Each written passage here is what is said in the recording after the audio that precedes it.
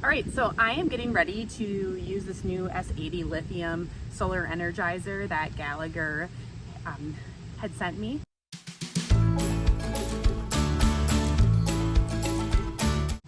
For us to try out on our farm here. And before I get started using this, we actually have to make sure it has a full charge. It is partially charged, but Gallagher recommends before using it when you get it or for the season to make sure it is fully charged before you connect it to a fence. I'm assuming that just gives it better longevity for its use and helping it be more effective and keeping the battery energized. So I'm going to do is, since it's late afternoon today, I'm going to get it set up to start taking a charge, but I'm going to let it, I'm going to turn it on and leave it out in the sun so it can start charging from the solar energizer and let it sit out all day tomorrow. And then the next day I will get out a T-post and some grounding rods and get it set up over by where we currently have goats and sheep out in our woods with net fence. So I will see you in a few days, or I guess we'll speed through pretty quick. But I'm gonna get this charging right now.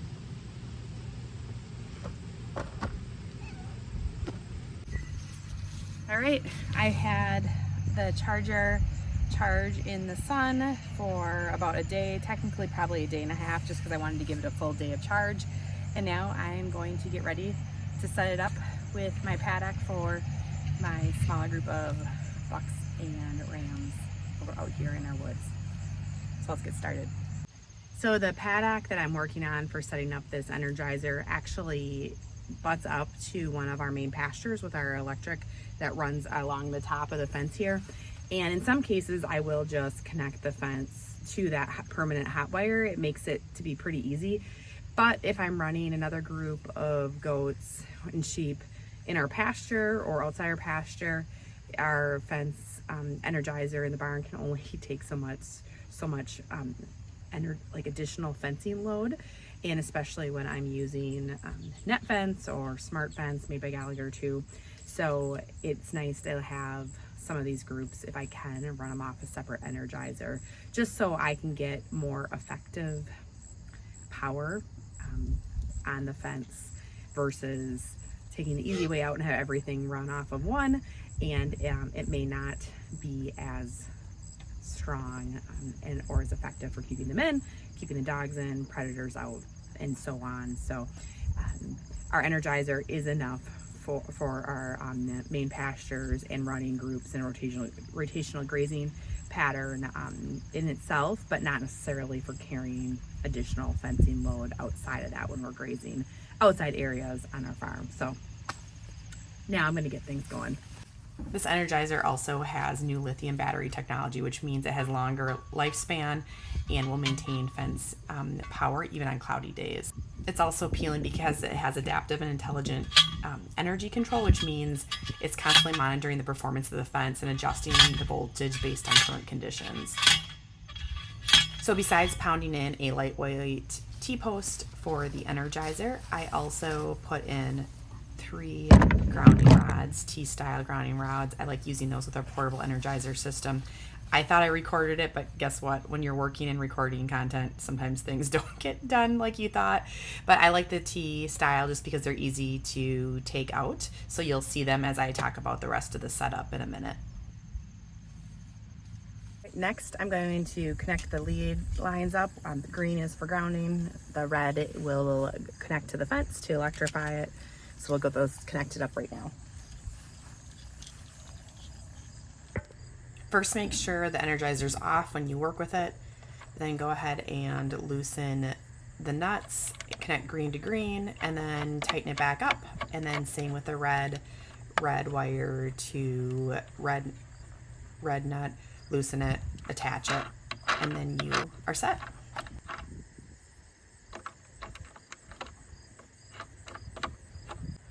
Then it's time to connect the grounding wire to the grounding rod, and then the red goes to connect to the electric fence, and then you turn it on. And then you'll see the light there that shows you that the fence is fully energized. So the fence is running at about somewhere between 4 to 4.5 kilovolts. I consider that pretty good. For sheep and goats, I like it to be roughly about 5 to 7 kilovolts.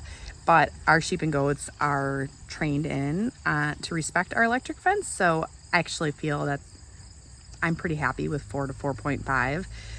It's actually better than what I was getting when I was jumping off of our main energizer that runs our entire like permanent fence on our farm, including when we do subdivide for grazing. So I think we're sitting pretty good. This is running also 3 of Gallagher's sheep netting, or I believe about 164 feet each. It's just shy of 500 feet of electric net fencing. Not bad for a little pipsqueak energizer, at least in size. I'm pretty happy with it. I wasn't sure exactly what to expect, to be honest, just because I know sheep and goat fence takes quite a bit of power, but this will be a nice little addition to our grazing setup, especially when we're running smaller groups like this and we need a quick and easy setup. And of course, this is quick and easy. I have to say, even our other Gallagher energizers that are larger are still a really easy setup. It's just, getting in the ground, getting the grounding rods in, and you're good to go. It's a pretty low effort system and really plug and play when it comes to doing remote or off-grid grazing options with sheep and goats. So I think really no matter what option you choose with Gallagher, you're in a good place, but this is really nice because it's small compared to some of my other setups that we use. If you're interested in learning more about some of our other energizers that we use on our farm, you can check out some of our blog posts below. We also have some other YouTube videos too that are about kind of right sizing energizers for your farm, and also how to troubleshoot, and also look at how you can rotationally graze with sheep and goats as well too. So if you have other questions about energizers and electric fence with sheep and goats, let me know. Be glad to help answer some questions or point you in the right direction for resources as well. So have a great day. So I couldn't help myself, and I was testing again. Now that it's been running for a little while, it's actually been a little more consistently closer to 5 kilovolts. So in my book, this is a pretty good option.